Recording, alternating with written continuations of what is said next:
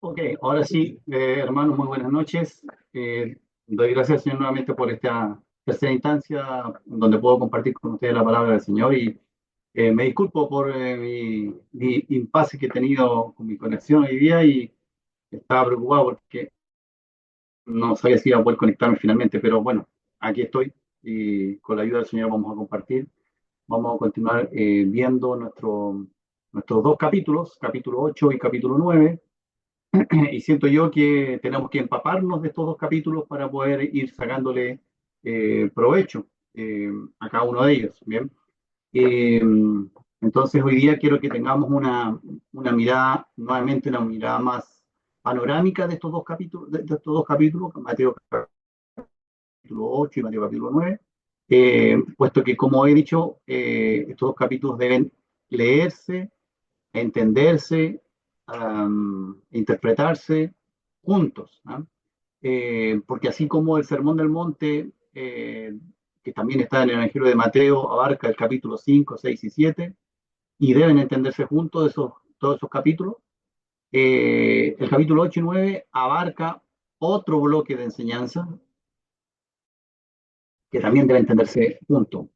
¿Por qué? Porque el evangelista Mateo escribe así.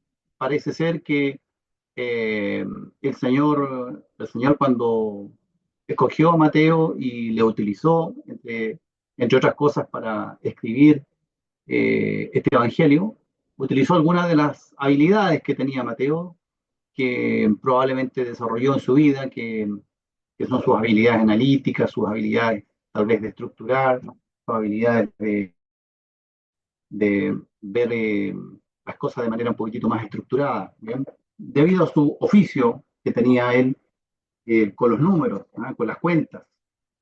Así que los capítulos 8 y 9 de Mateo abren toda esta sección de milagros que hemos ido avanzando de a poquito en entender las implicancias de las enseñanzas en ello, en donde hemos dicho que las obras poderosas que muestra el Señor Jesús aquí, después de subir al monte, él se sentó, después de haberse subido al monte, se sentó a enseñar y realizar todas esas enseñanzas durante esos largos capítulos y tremendos capítulos, del capítulo 5 al 7. Y después de haber enseñado a toda esa multitud y en particular a sus discípulos, entonces arranca el capítulo 8, dice que cuando descendió Jesús del monte le seguía mucha gente. Eh, claro, porque venía descendiendo del monte y efectivamente porque el Señor Jesús había enseñado, dice que con mucha autoridad, dice el capítulo 7, el último versículo del capítulo 7, que no lo hemos visto hasta ahora, dice, cuando terminó Jesús estas palabras, la gente se admiraba de su doctrina porque enseñaba como quien tiene autoridad y no como los escribas. Es decir, el Señor con sus palabras, entre el capítulo 5, 6 y 7, enseñó con autoridad. Eh, no sabemos cómo ellos percibían esa autoridad, percibieron, se dieron cuenta, apreciaron que las palabras que el Señor Jesús hablaba, las hablaba con tremenda autoridad. Probablemente basados en que el Señor entregaba una interpretación profunda y adecuada de las escrituras, específicamente de la ley de Dios entregada a través de Moisés, eh, y tal vez también porque el Señor conoce los corazones y hablaba de manera especial y de manera directa hacia el entendimiento de la gente. Y ya hemos entrado en esta nueva sección, capítulo 8 y 9, en donde el Señor ya no va a maravillar por sus palabras y por su enseñanza, sino que ahora va a maravillar por sus hechos, por sus obras. Como lo dijo el apóstol Juan en su escrito, las cosas que Jesús comenzó a hacer y enseñar, es decir, ambas cosas caracterizaban al Señor. Y ahora en esta sección de capítulo 8 y 9, Él hace cosas y hace milagros. Y el Señor realiza estos milagros, 10 milagros.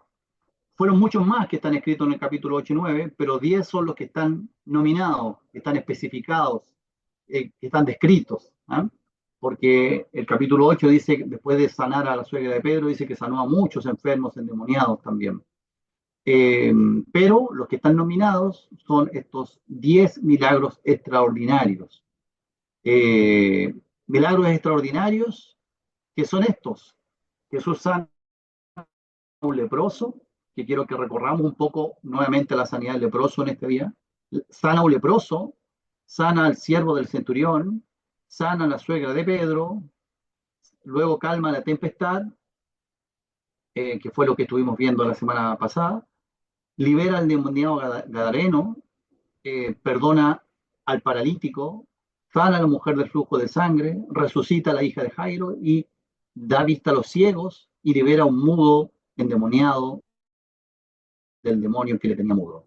De estos 10 milagros, el milagro, podríamos decirlo, eh, más extraordinario, si uno pudiera catalogarlo, el milagro más preponderante, tal vez es el que se ubica en el centro de todos estos 10 milagros, que es el milagro en donde él cura a un paralítico, pero lo principal que hizo con ese paralítico le dijo, tus pecados te son perdonados. Eh, y los que lo observaban, y en particular los escribas, los fariseos, se dieron cuenta que lo que él estaba haciendo era algo eh, realmente extraordinario. No era algo que lo realizara un hombre con ciertas atribuciones, ciertos poderes, sino que ya era alguien que se estaba atribuyendo eh, la, la prerrogativa que solamente Dios tiene, perdonar pecados. ¿Y por qué solamente Dios tiene esa prerrogativa? No hay nadie que pueda perdonar pecados sino solo Dios, eh, porque es Dios el ofendido, es Dios el que recibió la agresión de parte de la humanidad, es Dios, por tanto, el único que puede perdonar esos pecados. Y por tanto, cuando el Señor Jesús dice, tus pecados te son perdonados, pues para que sepáis que el Hijo del Hombre tiene poder en la tierra para perdonar pecados, dijo al paralítico, levántate y anda. Él no invocó eh, otro nombre de Dios para perdonar pecados, él directamente lo hizo. Entonces, con razón es que dijeron, ¿quién puede perdonar pecados si no solo Dios? Y tenían mucha razón en lo que estaban diciendo. Donde no tenían razón es que efectivamente estaban delante del Dios hecho hombre. Y por tanto, él sí podía perdonar pecados. Eh, y todo esto que el Señor Jesús hizo, estos 10 milagros, fue para que se cumpliera lo que él mismo dijo que se debía cumplir. ¿Recuerdan cuando los discípulos de Juan mandaron a preguntar a Juan, los discípulos de Juan mandaron a preguntar al Señor Jesús estas palabras? ¿Eres tú el que iba a venir? Y el Señor Jesús, ¿qué le responde a estos discípulos para que le digan a Juan que está encarcelado? Le dice, ir y decir a Juan, los ciegos ven, los cojos andan, los leprosos son limpiados, a los pobres es anunciado el Evangelio. Y esta última frase, y a los pobres es anunciado el Evangelio. Es significativo que el Señor cierre esta oración con esta frase, y a los pobres es anunciado el Evangelio. Es decir, dentro del conjunto de milagros y obras portentosas, ciegos ven, cojos andan, leprosos limpiados, paralíticos que andan, el cierre de todas sus obras portentosas es que a los pobres es anunciado el Evangelio. Y es significativo que la última de esas señales sea esa, los pobres. Ciertamente, no los pobres de dinero o de bienes materiales, sino los pobres de espíritu, aquellos que no tienen ninguna riqueza delante de Dios. El que nosotros, cualquier ser humano, se dé cuenta de nuestra pobreza espiritual es clave para que la mente pueda entender el Evangelio.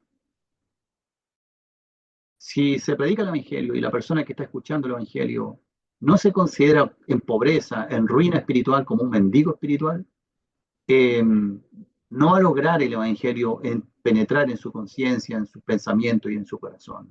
Porque para él no necesita nada, él no está en pobreza extrema espiritual.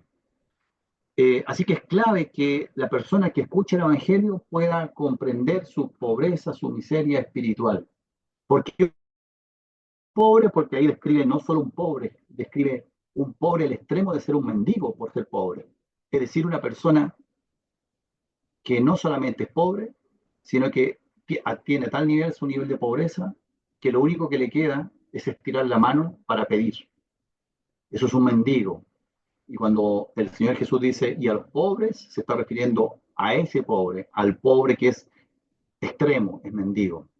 Bueno, el mendigo espiritual es aquel que se da cuenta que lo único que le resta al mirar a Dios es extender la mano de su alma para pedirle a Dios salvación, porque él no tiene nada.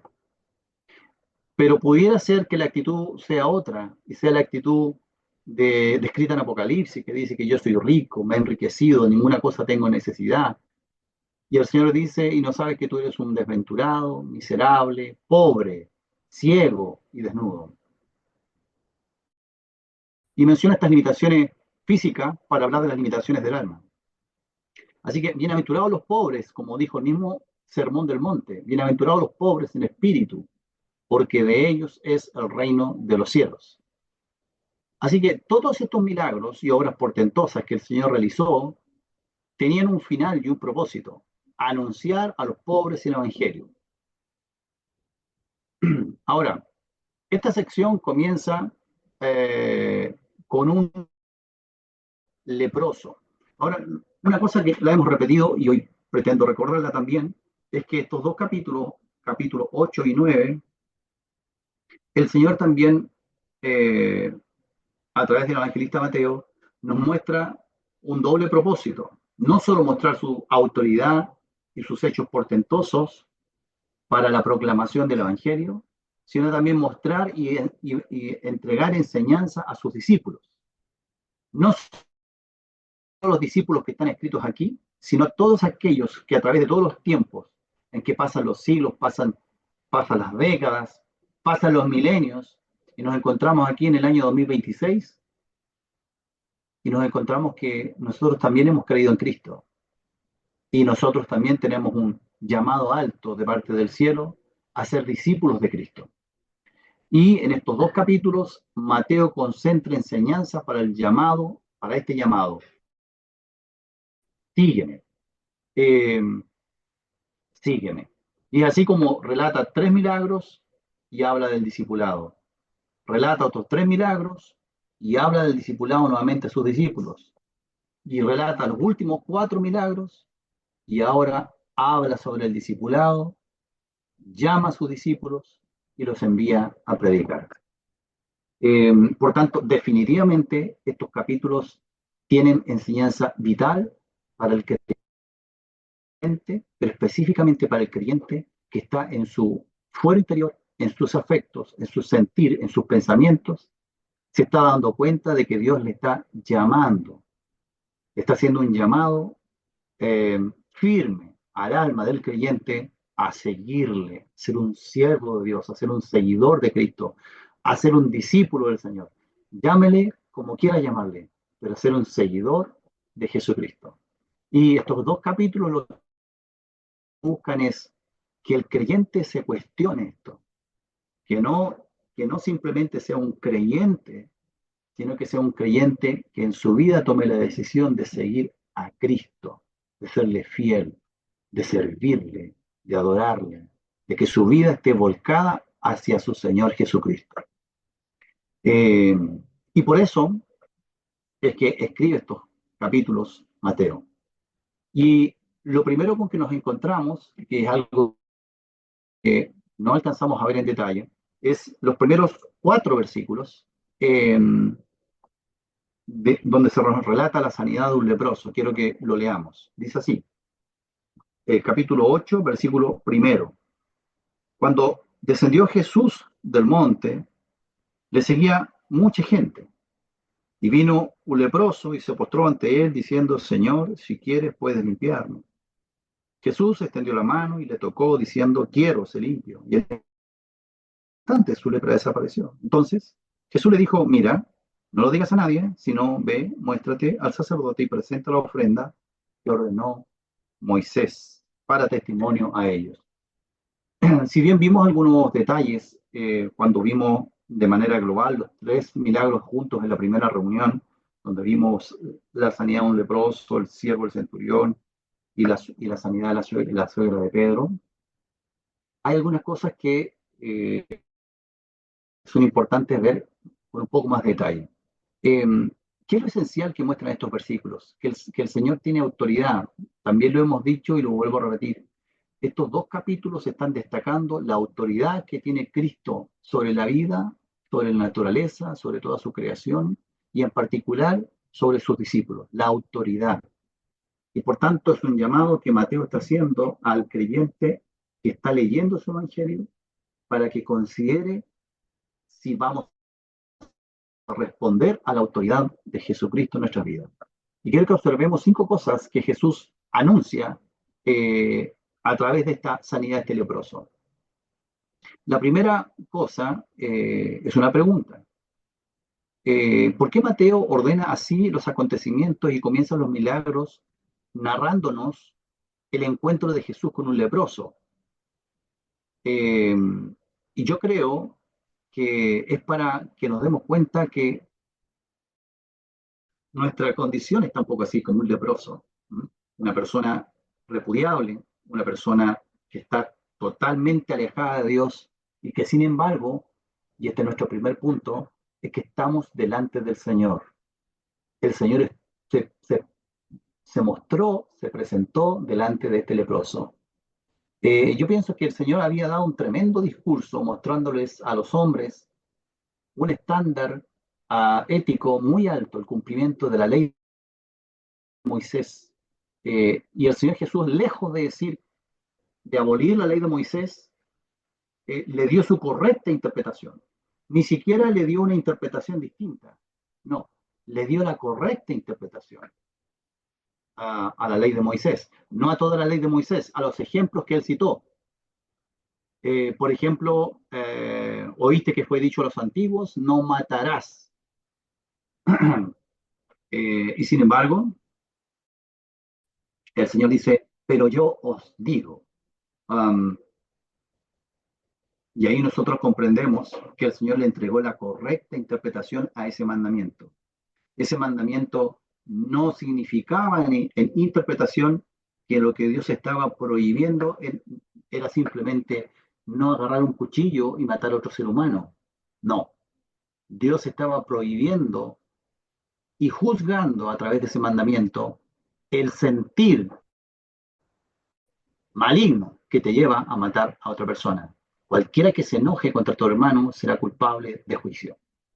Y por tanto, lo que el Señor Jesús entrega en estos capítulos del Sermón del Monte es la correcta interpretación de la ley de Moisés. Y esa correcta interpretación es una interpretación que abarca hasta el corazón del ser humano.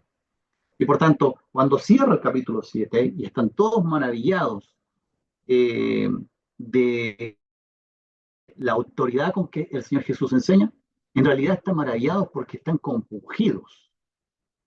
Tal vez no todos ellos, pero algunos de ellos. Y los que no estaban compungidos debieron haberlo estado, porque debieron haberse sentido en la más absoluta miseria, tal como este leproso. Eh, Así que todo esto que está establecido en el Sermón del Monte debió haberlos dejado a ellos con ese sentido de juicio inminente, el juzgar a los demás, a tu hermano, a tu vecino, a tu esposo, a tu hermana, a tus nietos, a tus padres, ese juicio que no se corrige eh, así como así, esa actitud de ir por la vida mirando los defectos de otros, pero no viendo tus propios defectos. Todo eso lo señaló el Señor Jesús en el Sermón del Monte. Esa también es maldad delante de Dios, que la ve en mí y la ve en ti. Y casi al cerrar su Sermón del Monte les dice que efectivamente, le da a entender que efectivamente la vara es alta. Y les dice así, estrecha es la puerta. Porque todo lo que yo les he dicho, estrecha es la puerta y pocos son los que entran por ella. Porque esta vara es demasiado alta. Y también les dijo así, porque el árbol se conoce por sus frutos. Y todo esto que les estoy diciendo capítulo 5, 6 y 7, hacen ver no sus buenos frutos, hacen ver sus malos frutos. El árbol se conoce por sus frutos. Yo los conozco porque veo sus frutos. Eso es lo que está diciendo. También les dice al final de este sermón del monte, porque los cimientos de la casa de tu vida, tú puedes edificar tu casa sobre la arena o puedes edificar tu casa sobre la roca. Y en otras palabras le estaba diciendo, todas las casas de ustedes que creen que están muy firmes, edificadas sobre una roca, en realidad están edificados sobre arena. Y todas las casas de su justicia propia que tienen, cuando venga el juicio de Dios, caerán. Entonces Mateo nos presenta, tan pronto Jesús termina esas palabras a un leproso, que necesita urgentemente ser limpiado. Porque es claro que luego de escuchar todas estas demandas, era imposible no sentirse falto, era imposible no sentirse enfermo, era imposible no sentir que tu alma estaba cayendo a pedazos, sentirse como el leproso, pero del alma, inmundo, pero del corazón. Eh, la lepra era una enfermedad, o fue una enfermedad, hoy día aparentemente está erradicada del planeta, puesto que lo que se conoce o se entiende que podría ser la lepra, no es la lepra descrita por los historiadores que ocurría en los tiempos bíblicos. Pero esta era una enfermedad horrible que degradaba cuerpo humano, que hacía que el cuerpo empezara a, a descomponerse como se descompone el cuerpo de un muerto, eh, pero estando vivo. Eh, yo tuve la oportunidad, la triste oportunidad y no oportunidad de ver. Fue mi deber acompañar a mi papá hace muchos años atrás um, a una reducción del lugar donde estaba enterrado mi abuelo. Reducción se llaman en Chile, no sé cómo le llamarán en Estados Unidos, pero es cuando ya han pasado una cierta cantidad de años y se necesita reducir los restos de una persona para poder hacer más espacio para más tumbas. ¿Bien? Y tuve la responsabilidad de presenciar todo eso. Y claro, ver cómo el cuerpo se deshace después de algunos años, no queda nada de él, es tremendo. Bueno, el cuerpo de un leproso era el cuerpo de una persona viva, pero cuyo cuerpo estaba deteriorándose paso a paso como si fuera el cuerpo de un muerto. Esa era la enfermedad de la lepra. Y por tanto empezaba interiormente, no solamente en una enfermedad de la piel, era interior también. Empezaba interiormente a secarse, empezaba a romperse interiormente, a generarse úlceras, empezaba a deteriorarse progresivamente, hasta tal punto que llegaba un momento en que partes del cuerpo, las más exteriores del cuerpo, se le empezaban a caer. Era un proceso de lepra que podía durar años, 7 años, 9 años, 15 años, 20 años, hasta que la persona finalmente moría. Era una clase terrible de muerte, progresiva, en la que la persona va muriendo literalmente pieza por pieza de su cuerpo. Y lo peor de todo es que era una enfermedad que socialmente los aislaba. Eh, Nadie podía establecer contacto con un leproso. Era, por mandato de Dios, era aislado completamente. Era una contaminación que él tenía ceremonial, es decir, aunque no se contagiaran con él, de igual manera tenía que estar aislado. Eh, Josefo nos dice que se trataba a los leprosos como si fueran en efecto personas muertas. Así se trataba a un leproso.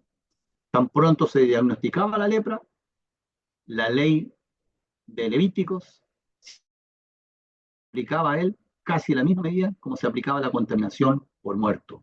Se desterraba al leproso absoluta y totalmente de la sociedad. Eh, Todo el tiempo que tenga las llagas de la lepra será inmundo, estará impuro y habitará solo. Así habitaba este leproso.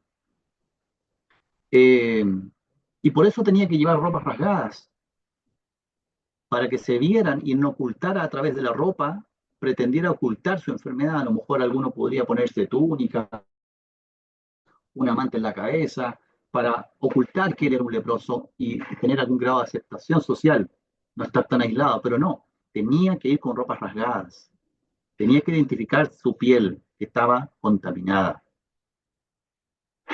Tanto así que la Edad Media, cuando alguna persona contraía lepra, eh, le aplicaban los oficios de un servicio fúnebre. Es decir, prácticamente lo declaraban muerto.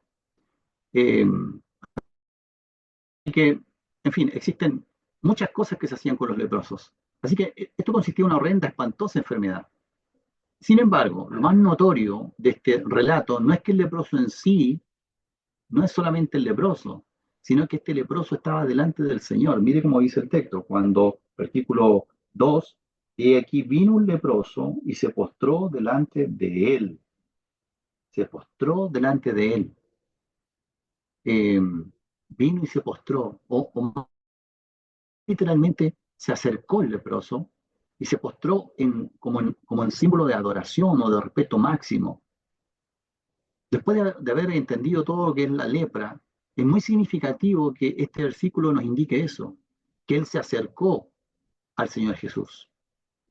Y el Señor Jesús no le rechazó, no se alejó de él. Porque claro, la Biblia también dice así, acerquémonos confiadamente al trono de la gracia para alcanzar misericordia y hallar gracia. Así lo dice, acércate, pues confiadamente al trono de la gracia. Si un leproso podía acercarse al Señor Jesús, ¿cuánto más un creyente redimido por la sangre de Cristo?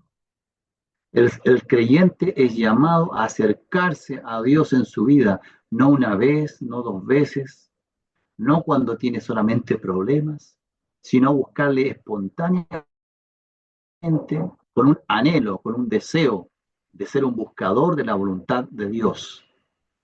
Por eso oraba Pablo, por ejemplo, por los hermanos de Colosa, y le decía a los hermanos de Colosa en Colosenses capítulo 1, le dice, yo le ruego a Dios por ustedes, para que Dios los llene del conocimiento de su voluntad.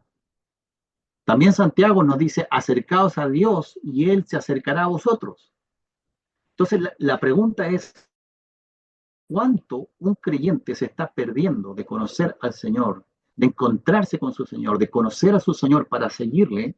¿Cuánto se está perdiendo por el puro hecho de no dar el primer paso de acercamiento?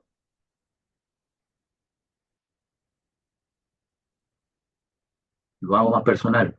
¿Cuánto tú te estás perdiendo de conocer de manera práctica y personal a tu Señor, a tu Salvador, por el puro hecho de no dar el paso de acercamiento a Dios?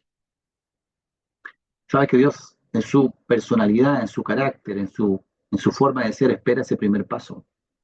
Eso lo vemos en múltiples lados de la Biblia como parte de su carácter.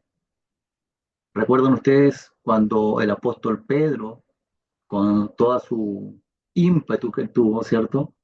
Estando en la barca y vio al Señor Jesús flotando, caminando sobre las aguas, mejor dicho, y el apóstol Pedro hizo algo que todos lo criticamos por su falta de fe, pero en realidad fue el único que lo hizo. Todos los otros discípulos se quedaron en la barca. ¿Qué es lo que hizo él? Él le dijo al Señor, Señor, si eres tú, manda que yo vaya, manda que yo vaya. No le dijo, si eres tú, Señor, ven. No, si eres tú, manda que yo vaya a ti. Y sabes que el Señor no le cuestionó eso. No le dijo, a ver, Pedro, ¿cómo que me está dando instrucción? No le cuestionó eso. Estuvo de acuerdo con él. Y le dijo así una sola palabra. Le dijo, ven, ven. Así le dijo. Pone instrucción. ¿Y sabe qué hizo Pedro? Pedro obedeció. Claro, sabemos que su fe fue débil y flaqueó, pero ¿por qué saltamos ahí directamente? Lo primero que hizo Pedro fue obedecer y puso sus pies en el agua. Él fue el único de los discípulos que pudo tener, experimentar esa sensación de estar flotando sobre las aguas, de estar caminando sobre las aguas, pero por el poder de Jesucristo, porque Él dio ese primer paso. Entonces la pregunta es, Dios te está llamando, ¿no? Ya hemos visto la reacción en estos dos capítulos, la reacción que el Señor ha tenido con sus discípulos. Al escriba le dijo, yo no tengo dónde recostar mi cabeza, lo vimos la semana pasada o anterior. También al otro discípulo le dijo, deja que los muertos entierren a sus muertos y tú ven y sígueme, sígueme. A Mateo, el publicano, en Capernaum, no, el Señor no fue muy, muy político para acercarse a Mateo. El Señor Jesús pasando por allí, Mateo trabajando, recolectando impuestos de lo lindo, y el Señor le dice así, sígueme, punto. Nada más que sígueme. Entonces, la pregunta que tenemos que hacernos en este instante es, si es que tú estás percibiendo que Dios te llama a seguirle, ya no únicamente como creyente, una persona salvada, sino como un discípulo de Cristo, como alguien que le sigue de cerca, que busca aprender, que busca conocerle, que le obedece y que le sirve. Si en tu alma tú percibes ese llamado, porque Él dice, acercaos a Dios, da ese primer paso. Y no se trata de acercarse porque tengas un problema financiero, por ejemplo, o porque tu matrimonio esté con problemas, no, o porque tengas un hijo con algún problema, no. Sin duda que te puedes acercar por todo esto al Señor, no tienes limitaciones, pero el acercamiento que el Señor busca en ti es que te acerques porque anhelas conocerle. Señor, ¿dónde moras? Queremos saber dónde moras. Entonces la pregunta es, ¿estás con esa urgente necesidad de tu alma? Si tú eres creyente, si tú te has convertido a Cristo, estás con esa urgente necesidad de tu alma de saber dónde mora el Señor. El leproso se acercó con una sola petición en sus labios. Si quieres, puedes limpiarme. Y la lepra en ese hombre estaba avanzada. Es posible que cuando hablaba ese leproso, eh, es posible que ni siquiera haya podido hablar bien, sus cuerdas vocales hayan estado ya semi podridas, o que ya hubiera perdido parte de sus labios o la totalidad de sus dientes. No lo sabemos, pero es posible un escenario así. Pero tenía una petición. No le pidió a Jesús que lo sanara. ¿Se fijaron en eso? Miren. Señor, versículo 2, si quieres, ¿cómo le dice? ¿Puedes? No le dice sanarme, limpiarme. Ahora, ¿por qué destaco esta palabrita limpiar? Porque Mateo la destaca 3 veces en estos 4 versículos. Mateo no escribe solamente para narrar, escribe para destacar cosas. Y él dice, si quieres, puede limpiarme. Versículo 3 dice, Jesús tendió la mano, le tocó diciendo, quiero, sé, no le dijo, sé sano, le dice, sé limpio. Y luego dice, y al instante, su lepra, dice en el original, dice, su lepra fue limpiada. Y por tercera vez está la palabra limpiar. Entonces, la necesidad de este hombre era limpieza, no era simplemente sanidad. La pregunta es, ¿cuál es la necesidad de tu alma, hermano?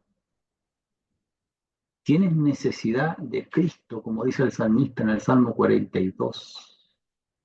Mi alma tiene sed de Dios vivo. ¿Cuándo vendré y me presentaré delante de ti? Eh, y luego dice eh, que la condición del hombre permite que todo hombre tenga algún tipo de necesidad. Un no creyente, por ejemplo, tiene una condición similar a la de este leproso, pero en el alma. Isaías nos declara así desde la planta del pie hasta la cabeza. No hay en él cosa sana, sino herida, hinchazón y podrida llaga. Lo segundo a destacar es que el Señor quiere, Él quiere hacer una obra en tu vida. El Señor quería limpiar a este leproso. El versículo 3 dice, Jesús extendió la mano y le tocó diciendo, quiero, sé limpio. Es muy significativo lo que indica el texto, que Jesús extendiendo su mano le tocó. ¿Quién osaría siquiera acercarse al leproso, cierto? Pero revela algunos aspectos de Cristo. El primer aspecto es que Jesús tocó al intocable. No había nadie que se atreviera siquiera a tocar a este hombre. Y que digo, si a menos de 2 metros de él no se podían ubicar, y era intocable porque en realidad su enfermedad era de muerte, ¿para qué le íbamos a tocar? Nadie podía hacer nada por él, así que ¿para qué tocarle?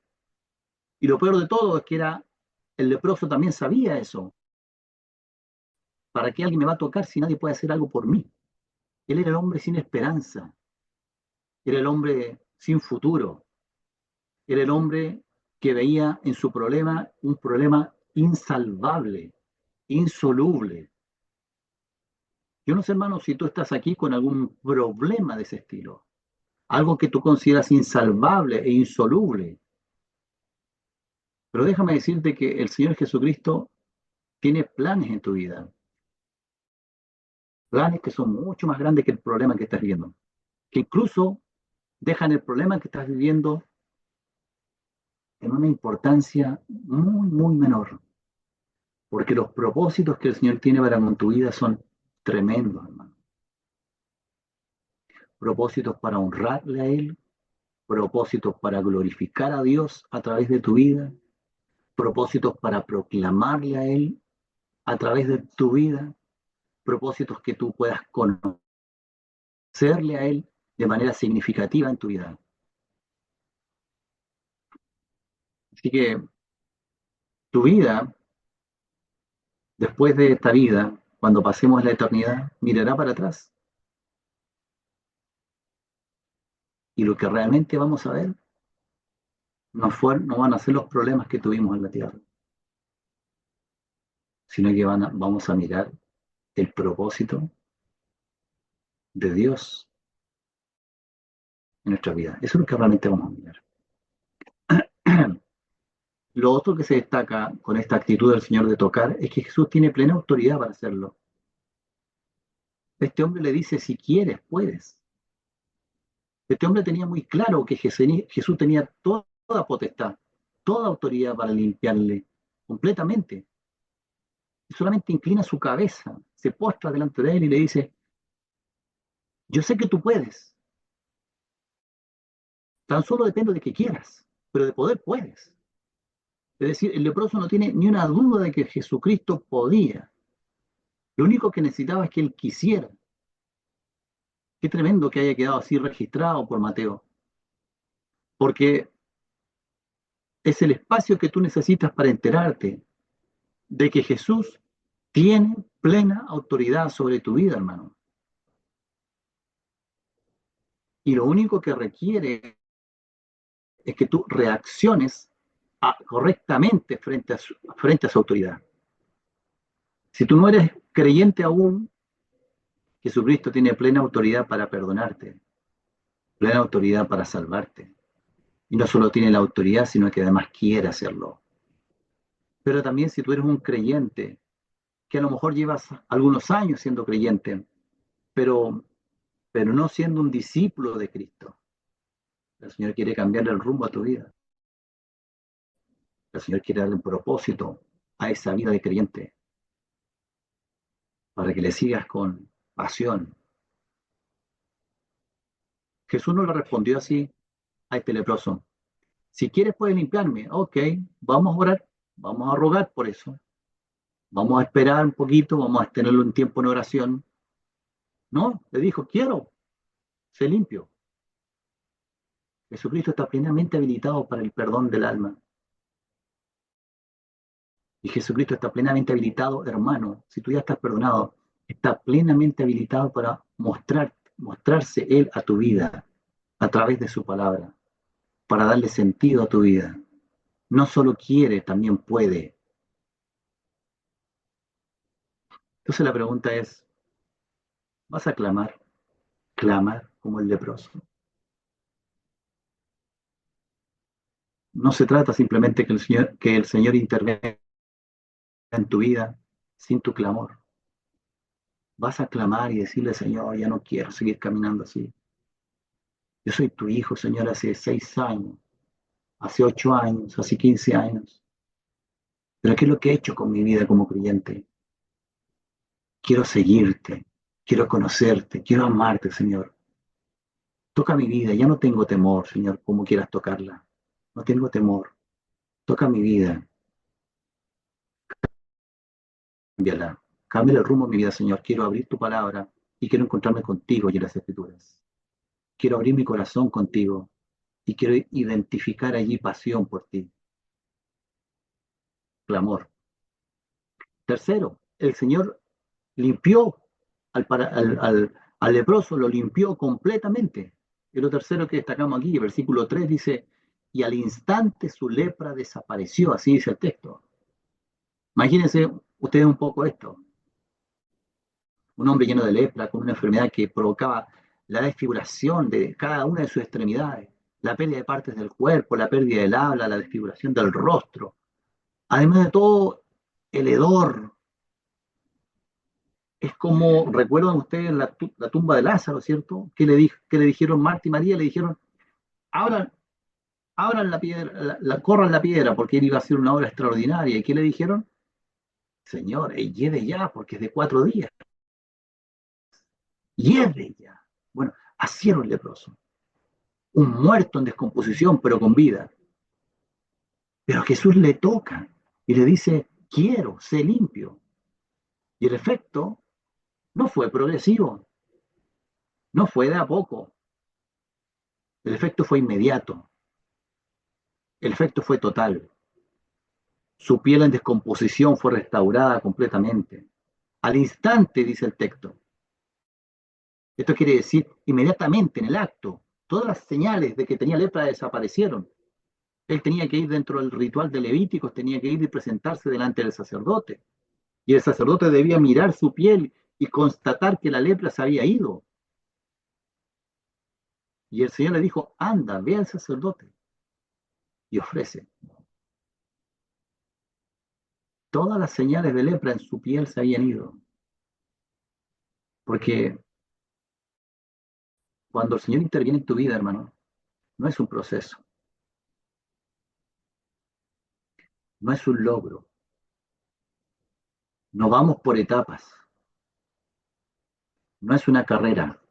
Sí, la carrera cristiana, sí, pero cuando el Señor interviene en tu vida y te hace darte cuenta de que requieres un giro, requieres un arrepentimiento, requieres volverte a Él, es un momento en donde el Señor, así como el día que tú te convertiste a Cristo, hay un momento en tu vida en que el Señor te llama y tú decides responder o decides rechazar el llamado a seguirle.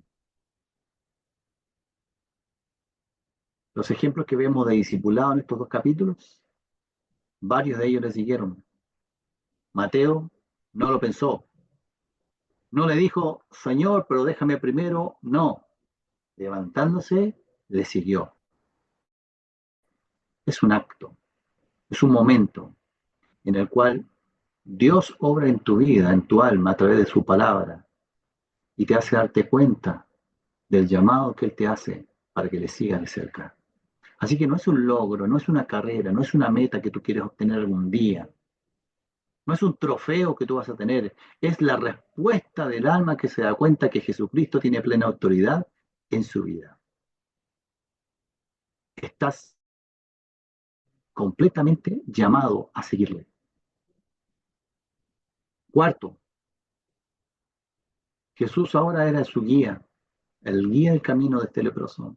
El Señor le dio una instrucción al leproso. Como dice la instrucción, dice así, Al instante, dice el versículo 3, su lepra desapareció. Verso 4, entonces Jesús le dijo, mira, y aquí vienen las instrucciones, para que lo tomemos en cuenta. Mira, no lo digas a nadie, ve, muéstrate al sacerdote, presenta la ofrenda que ordenó Moisés para testimonio a ella. Es decir, el Señor le dio una instrucción así, pon atención, mira, aquí la expresión en que escribió Mateo es una expresión eh, que demanda atención, pon atención, mira, ve, segunda instrucción, ve, ponme atención, ve, ahora camina, dirígete hacia un propósito, hacia un lugar. Tercero, muéstrate a ti mismo, al sacerdote, es decir, da testimonio de lo que ha ocurrido en tu vida, habla de ello y presenta la ofrenda. En otras palabras, sirve. Y esto lo hace porque la consecuencia natural de una persona que ha sido llamada por Dios, primero salvada, perdonada y luego llamada por Dios a seguirle y a servirle, es que ahora ponga atención a la voz de su Salvador. Ahora tenga su oído atento a las manos de su Señor, que ahora pueda caminar en la dirección que señala su Señor. Y en ese caminar, Él se muestre a sí mismo como alguien cambiado, como alguien con un nuevo propósito, limpiado, mostrando el testimonio vivo de la influencia que Cristo tiene en su vida. Entonces, y solo entonces puede presentar su ofrenda para servir. Terminamos aquí, hermanos, solamente haciéndoles un llamado, incluyéndome a mí, o partiendo por mí, un llamado a escuchar la voz del Señor Jesucristo a través de su palabra, no una voz misteriosa, sino la voz que nos habla a través del Espíritu Santo y su palabra, diciéndote a ti, sígueme.